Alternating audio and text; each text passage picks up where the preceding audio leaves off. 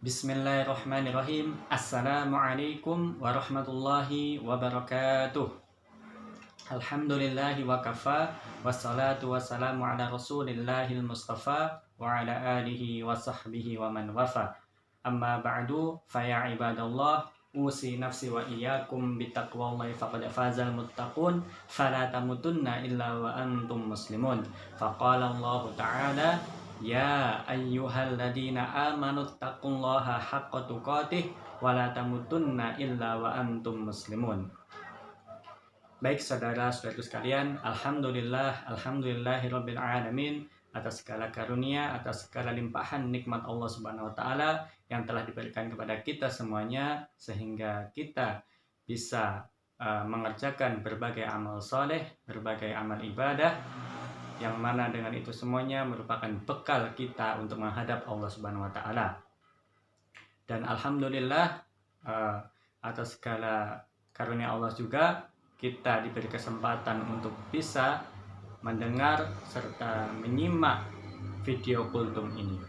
Kemudian kedua kalinya salawat serta salam adalah kita curahkan kepada junjungan kita Rasulullah Muhammad SAW, kepada para sahabatnya, kepada keluarganya, dan kepada orang-orang yang senantiasa istiqomah dalam meniti jalannya.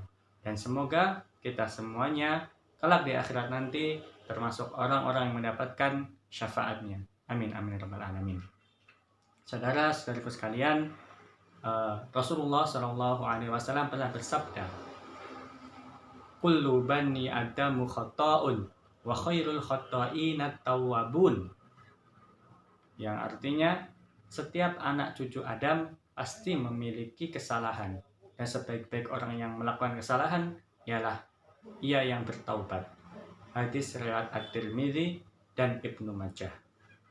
Melalui hadis di atas dapat kita simpulkan bahwa kita manusia pasti memiliki salah dan memiliki dosa. Coba cek, siapa sih di antara kita yang tidak memiliki dosa? Pasti kita semuanya memiliki dosa kan, karena kita memiliki sifat-sifat yang buruk. Pasti itu, karena kita sifatnya manusia.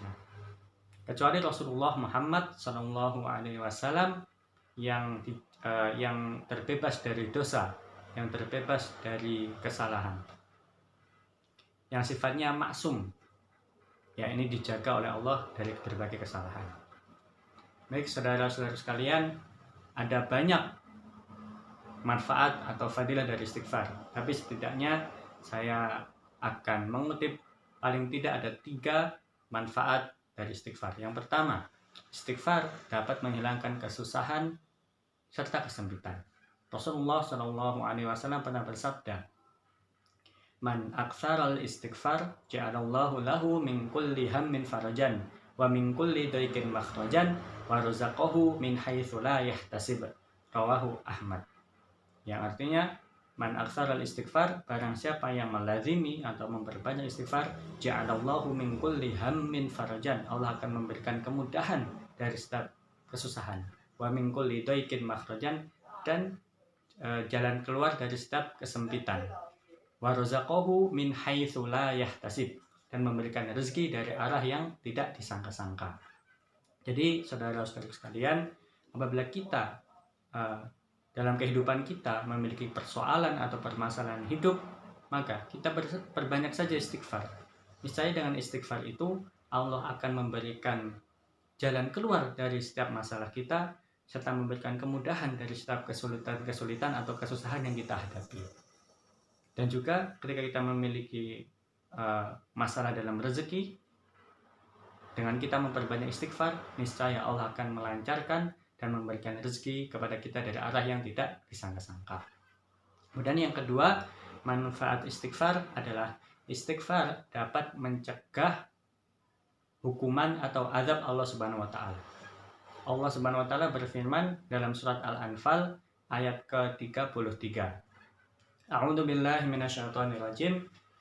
Wa ma kana Allahu liyu'adzibahum wa anta fihim. Wa ma kana Allahu mu'adzibahum wa hum yastaghfirun. Yang artinya, Allah sekali-kali tidak akan mengazab mereka selama engkau Muhammad berada di tengah-tengah mereka. Dan Allah juga tidak akan mengadab mereka selama mereka memohon ampun kepada Allah. Wahum yastaghfirun, selama mereka memohon ampunan kepada Allah. Nah, melalui ayat firman Allah ini dapat kita simpulkan juga bahwa ketika kita memiliki dosa atau maksiat, kita langsung cepat-cepat memohon beristighfar kepada Allah, segera bertobat. Karena apa? Bisa jadi kita menunda-nunda, keburukan-keburukan itu akan datang. Azab Allah itu akan datang ketika kita menunda istighfar. Dan Allah juga memerintahkan kepada kita dalam surat Ali Imran ayat 133, wasari'u ila maghfiratin mir rabbikum, dan bersegeralah kalian dalam memohon ampun dan beristighfar kepada Allah. Karena apa? Bisa jadi ketika kita menunda-nunda tobat atau istighfar, kematian akan datang lebih cepat dari apa yang kita duga. Maka dari itu kita berlindung kepada Allah dari azabnya, dari hukumannya, dengan memperbanyak, dengan sering-sering, dan bersegera dalam beristighfar.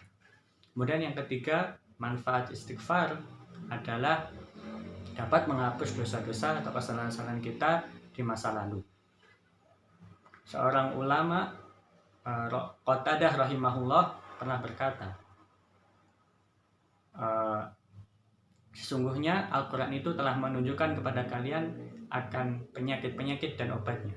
Adapun penyakit kalian adalah dosa-dosa, sedangkan obatnya adalah istighfar. Dan Allah juga berfirman dalam surah An-Nisa ayat 110, wa may ya'mal su'an aw yadhlim nafsahu thumma yastaghfirillaha yajidillaha ghafurur rahima. Artinya, barang siapa yang melakukan keburukan atau mendolimi dirinya sendiri, thumma yastaghfirillaha, kemudian dia memohon ampun, beristighfar kepada Allah, yajidillaha ghafurur rahima, maka ketahuilah Allah itu Maha Pengampun lagi Maha Penyayang. Jadi tanamkan dalam diri kita bahwa ketika kita melakukan dosa kemudian kita beristighfar, yakinkan pada diri kita bahwa Allah itu Maha Pengampun. Ampunan Allah lebih luas daripada murkanya. Dan untuk menutupi kesalahan-kesalahan kita memperbanyak amal soleh. Allah berfirman dalam surat Hud ayat ke-114, innal hasanati yudhibanas sayyi'at, sesungguhnya amal kebaikan itu menghapus berbagai kesalahan. Jadi untuk menutupi kesalahan-kesalahan kita, setelah kita beristighfar, kita memperbanyak amal soleh, kita melakukan amal kebaikan untuk menutupi kesalahan-kesalahan kita. Jadi mungkin itu 3 manfaat dari istighfar, saudara-saudara sekalian. Yang pertama, istighfar dapat menghilangkan kesusahan serta kesempitan. Yang kedua, istighfar dapat menunda azab Allah Subhanahu wa taala. Kemudian yang ketiga, istighfar dapat menghapus dosa-dosa kita serta kesalahan-kesalahan kita dengan kita menutupinya dengan melaksanakan amal soleh atau amal kebaikan. Coba cek, saudara-saudara sekalian, Nabi Muhammad itu istighfar tidak dalam hidupnya? Beristighfar kan berapa kali? 70 atau bahkan sampai 100 kali. Seorang Nabi Muhammad, seorang nabi, rasul, dijamin surganya, tingkat surga tertinggi, masih istighfar dalam hidupnya. Sedangkan kita manusia, ya kan? Bukan nabi, bukan rasul. Surga belum dijamin, hisab masih menegangkan. Masa kita tidak mau beristighfar? Seharusnya kitalah yang paling banyak beristighfar dibandingkan dengan nabi kan? Karena kita ini yang belum dijamin surganya.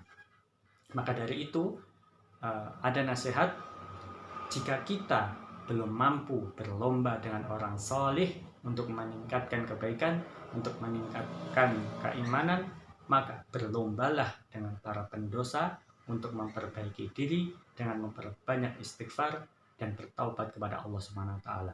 Sekian dari saya, apabila ada kurang lebihnya saya mohon maaf. Billahi fi sabilil haqq fastabiqul khairat. Wassalamualaikum warahmatullahi wabarakatuh.